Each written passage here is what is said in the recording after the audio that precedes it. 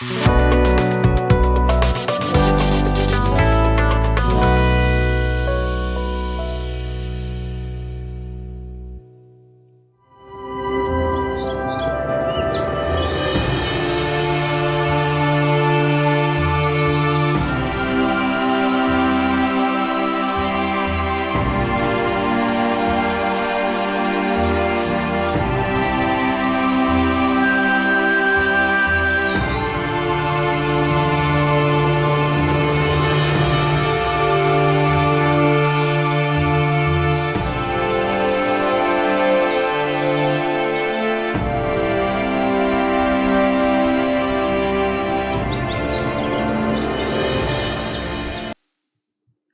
जीशु ख्रीष्ट अति बहुमूल्य नाम संपर्क इंडिया द्वारा प्रस्तुत कार्यक्रम नुआ सकाल आशार आज अध्याय मुझे स्वागत जनाए।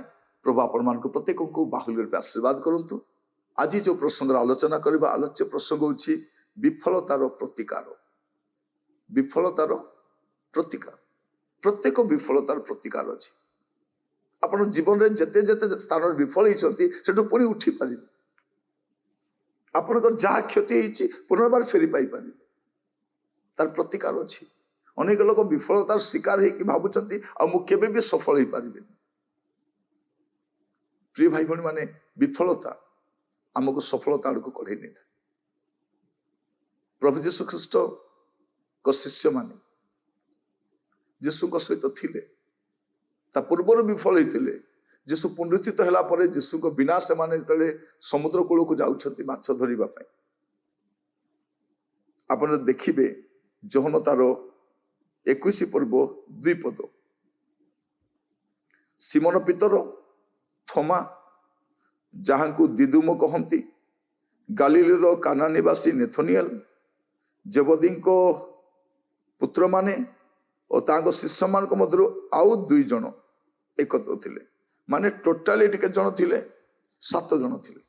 ये 7 जन मिसिकी शिष्य माने 7 जन मिसिकी माछ धरिबा को जाइछंती। राति सारा से माने समुद्र को अंडाली पकाउछंती, किछि मिलिबार नै।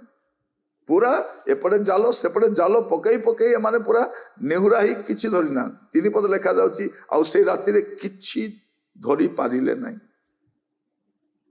किंतु आमे देखु 6 पद रे परिस्थिति विपरीत आछि, भिन्न होची सेठी।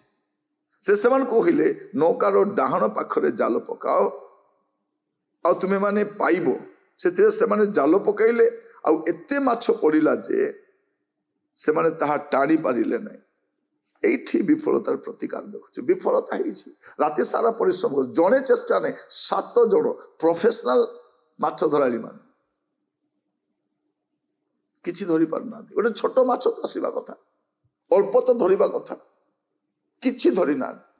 बेले बेले आपण एकुटिया चेष्टा करी बेले बेले अन्य मान को सहाय्य लड़ी मध्य आपण कौन करिथिबे किछि पाई नथिबे। विफलतार प्रतिकार केतेले हबो जतले प्रभु जीशुंकर सहाय्य लड़िबे, प्रभु जीशु कहिबा कथा मानिबे। लेखा जाउची डाहाण पाखरे जाल पकाओ, डाहाण पाखरे जाल पकाओ आ तुमे माने पाइबो, तुमे माने पाइबो। सेथिरे से माने जाल पकाइले आ एते माछ पड़िला जे से माने ताहा टाणी पारिले नै। हुए तो आपण व्यवसाय रे आपण विफल होइछंती, आपणकर चाकरी क्षेत्र विफल होइछंती, आपण जे कोनोसी कार्य रे विफल होइछंती। म आपण कहिबा पई चाहे तार प्रतिकार अछि। Failure is not final. अनेक लोक विफल ही कि कौन ही जानती पूरा भांगी पड़ती, किए मदुआ ही जाए, किए प्रार्थना छाड़ी दिए, किए पूरा जीवन बंचार आशा छाड़ी दिए। प्रत्येक विफलतार प्रतिकार अच्छी। साहाय्य प्रभु ठार आसे। आप प्रभु कतिके जातु, से आपको साहाय्य करेंगे। प्रभु जीशु निजे आसछन्ति साहाय्य करने। मन रखी था जदि आपण को साहाय्य करने कहीं नथिबे से सब जड़े अच्छा जड़े साहाय्यकारी। प्रभु जीशु देखिले एमानकर नेहुरा अवस्था। जदि एमाने माछ धरी न जाई थांते पचारि थांते कौन आनिलो, राति सारा जाइतिलो 7 जन समुद्र सारा अंडारी पकाइलो कौन पाइलो, किछि पाइन।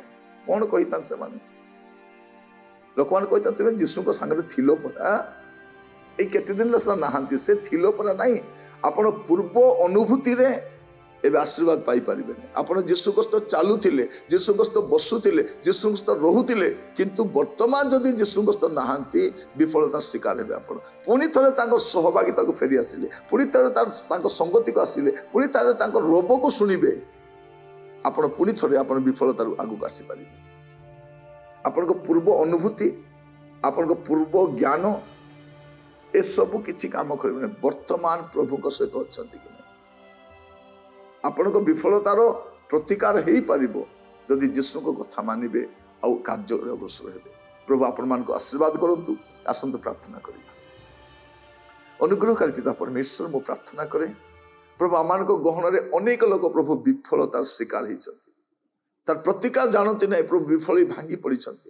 ପାରିବାରିକ ଜୀବନରେ ବିଫଳ, କର୍ମକ୍ଷେତ୍ରରେ ବିଫଳ, ଚାକିରୀ କ୍ଷେତ୍ରରେ ବିଫଳ।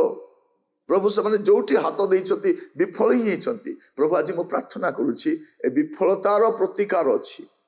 ଜାଣି ପ୍ରଭୁ ଆପଣଙ୍କ କତିକି ଆସିବେ, ପୁଣି ଆପଣଙ୍କର କଥାକୁ ମାନିବେ। ପ୍ରଭୁ ଏଥିପାଇଁ ଅନୁଗ୍ରହ କରନ୍ତୁ। ଆପଣଙ୍କ ଦାସ ଭାବରେ ମୁଁ ପ୍ରାର୍ଥନା କରେ ପ୍ରତ୍ୟେକଙ୍କ ସହିତ ରହି ଆପଣଙ୍କ ମହିମାକୁ ପ୍ରକାଶ କରନ୍ତୁ। ଆଦର ମହିମା ଗୌରବ ଯୁଗେ ଯୁଗେ ଆପଣଙ୍କର ହଉ। ପ୍ରାର୍ଥନାଟି ମୋର ପ୍ରାଣର ପ୍ରିୟ ଯୀଶୁଙ୍କ ନାମରେ ମାଗିଲି, ଆମେନ୍ ଆମେନ୍। ପ୍ରଭୁ ଆପଣମାନଙ୍କୁ ପ୍ରତ୍ୟେକଙ୍କୁ ବାହୁଲ୍ୟ ରୂପେ ଆଶୀର୍ବାଦ କରନ୍ତୁ। ନମସ୍କାର।